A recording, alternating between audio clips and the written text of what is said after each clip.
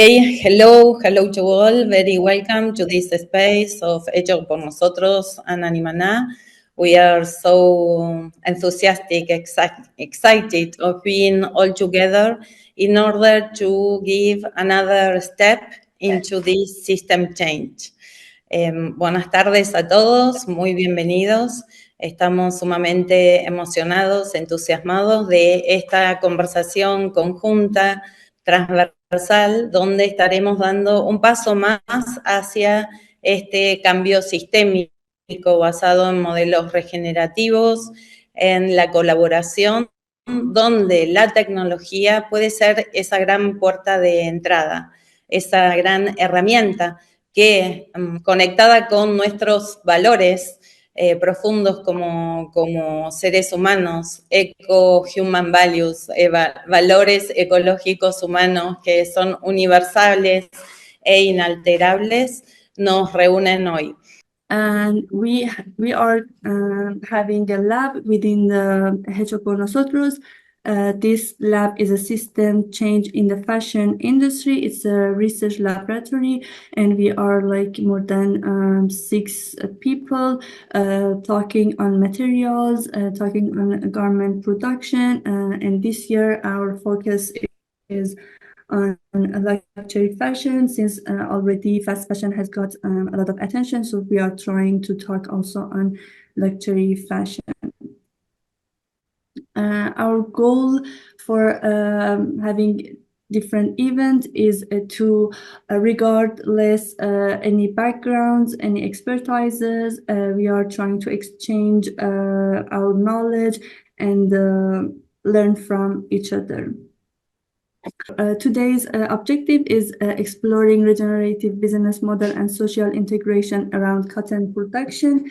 And together we aim to explore and co-create sustainable solutions for revitalizing the cotton and textile supply chain.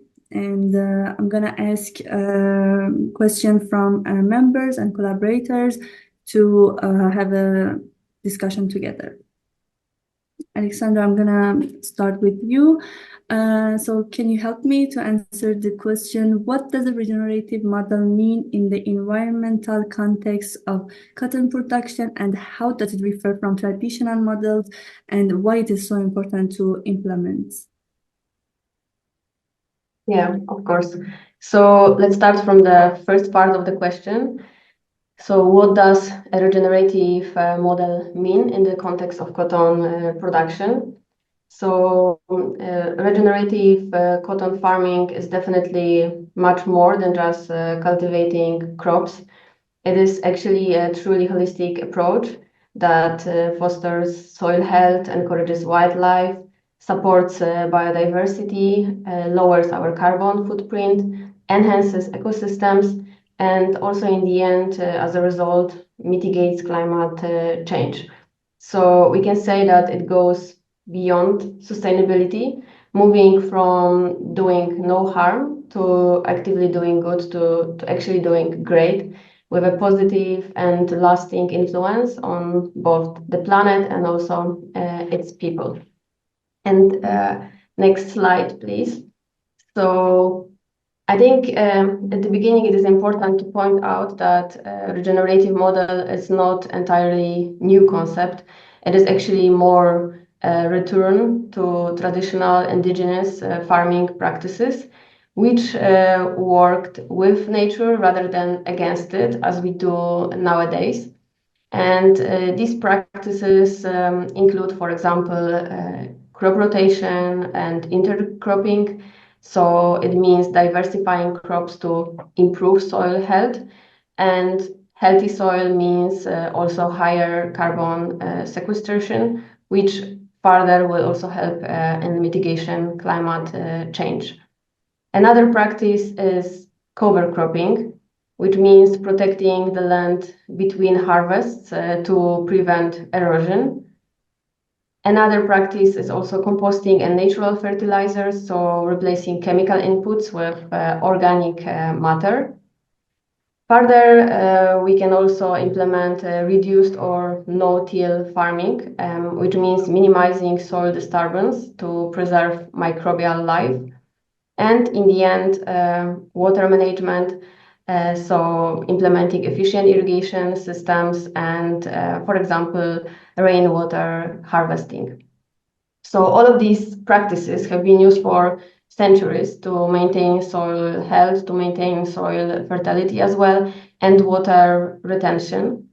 So yeah, we can say that regenerative agriculture basically reclaims and refines these traditional methods, blending them with available nowadays scientific innovation, with technology to create a truly resilient, climate positive farming system. And these are actually the most important key environmental benefits of implementing a regenerative model in cotton farming. But the advantages also extend to many social and economic aspects. But beyond these benefits, why it is so crucial to adopt a regenerative system? Well, mainly it's because of the current state of the conventional cotton farming that follows an extractive approach, prioritizing short-term high yields through intensive farming methods, like, for example, monocropping or frequent tilling or excessive irrigation or reliance on synthetic fertilizers and pesticides, and overall all just basically minimal focus on soil health. And all of that leads to soil depletion, to soil degradation, to soil erosion, increased water consumption, biodiversity loss, and many others that in the end add up to climate change. And lastly, let's not forget that cotton is one of the most resource-intensive crops, and fashion alone consumes almost about 60% of all cotton produced globally. So the need for a change, for a completely different approach is really urgent. And also because of the scale of the cotton production, it would be really impactful as well. Thank you. Thank you for sharing us your insight and knowledge. We are learning every day from you, like every time you have a lot of knowledge to share. Jody, are you there? Like, I'm gonna ask you a question. So can you help us to know what are the digital tools and technologies can significantly help cotton farmers adopt regenerative farming practices by improving soil health, optimizing resource use, and increasing productivity while reducing environmental impact? Yes, so the answers that I have provided here actually go hand in hand with Alexandra's suggestions.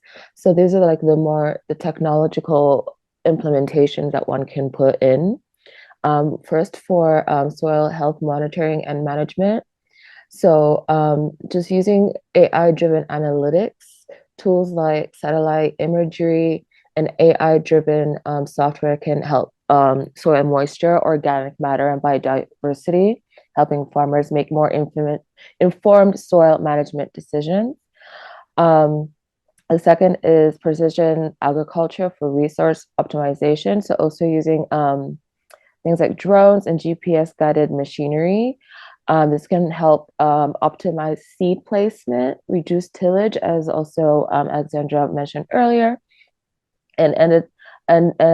and targeted cover cropping, enhancing soil regeneration. So yeah, that is a solution to one of the answers that also Alexandra mentioned earlier.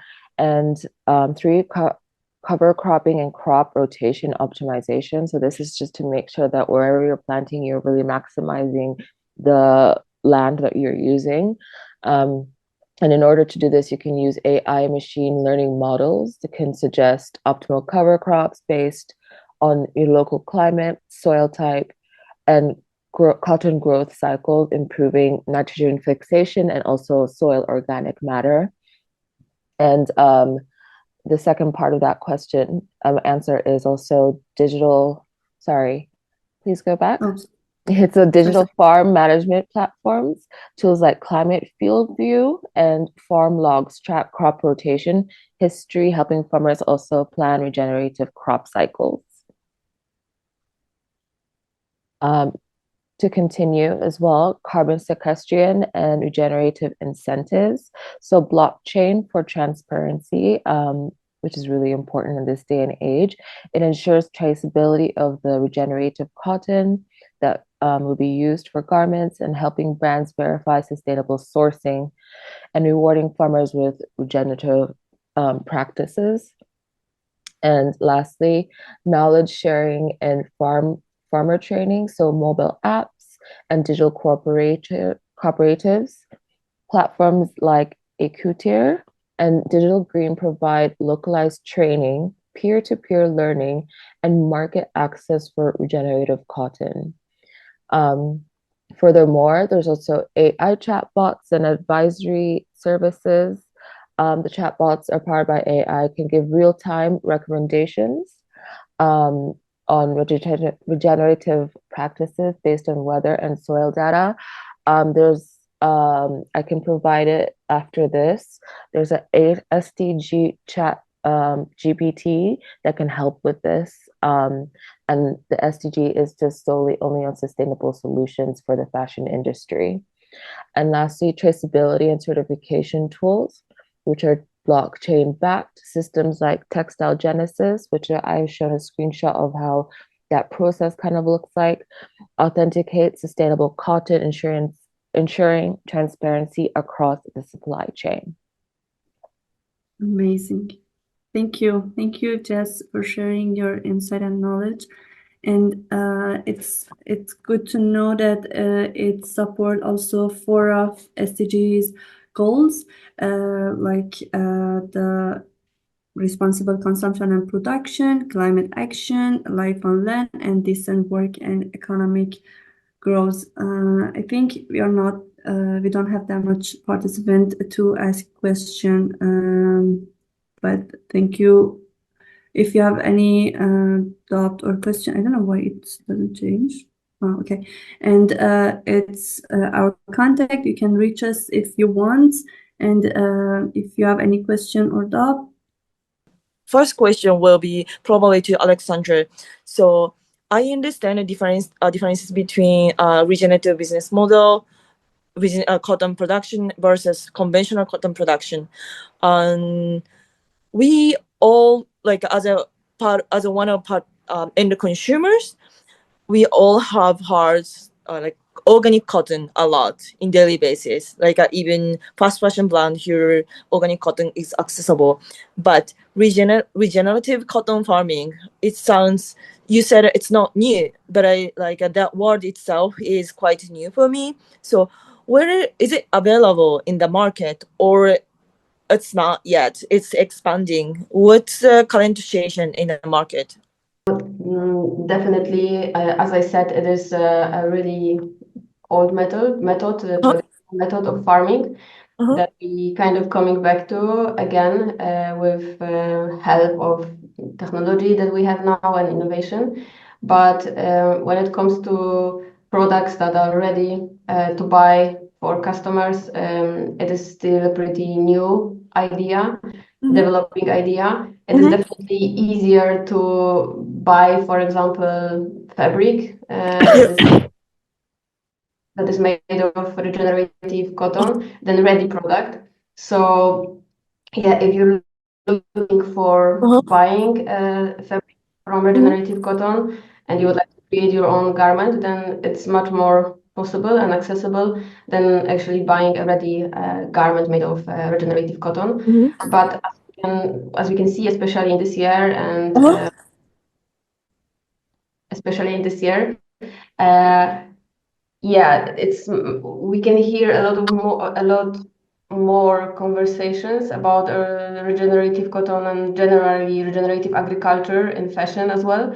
So I think these products will be more available. Okay, thank you so much. I'm looking forward to. I look try to. I'm sorry. I'm trying to pay attention, like, as an end consumer, how the market goes related Yeah. like regenerative cotton.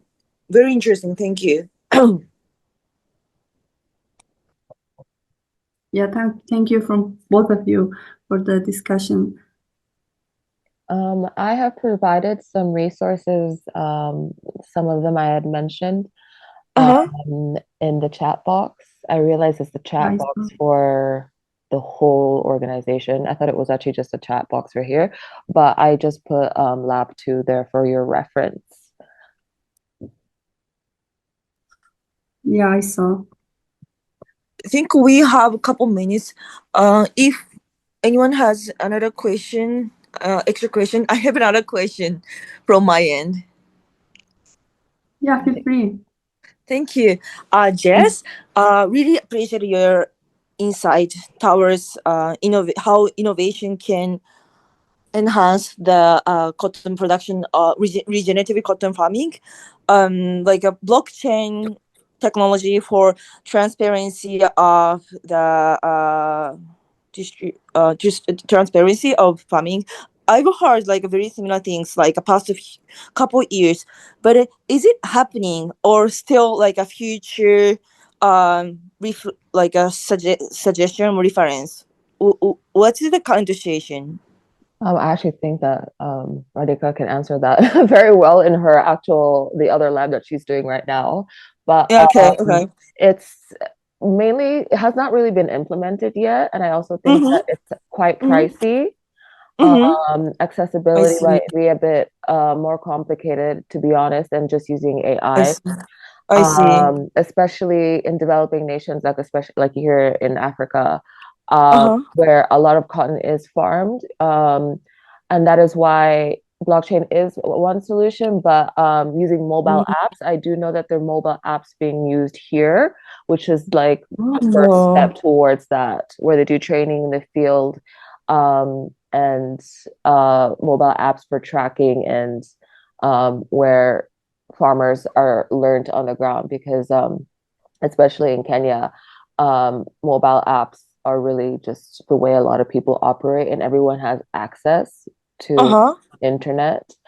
Um, and so yeah, blockchain is still relatively new and Uh-huh. I believe it's a bit pricey, but Yeah, I see. the more research that is being conducted, Mm-hmm. the more accessible it definitely will be.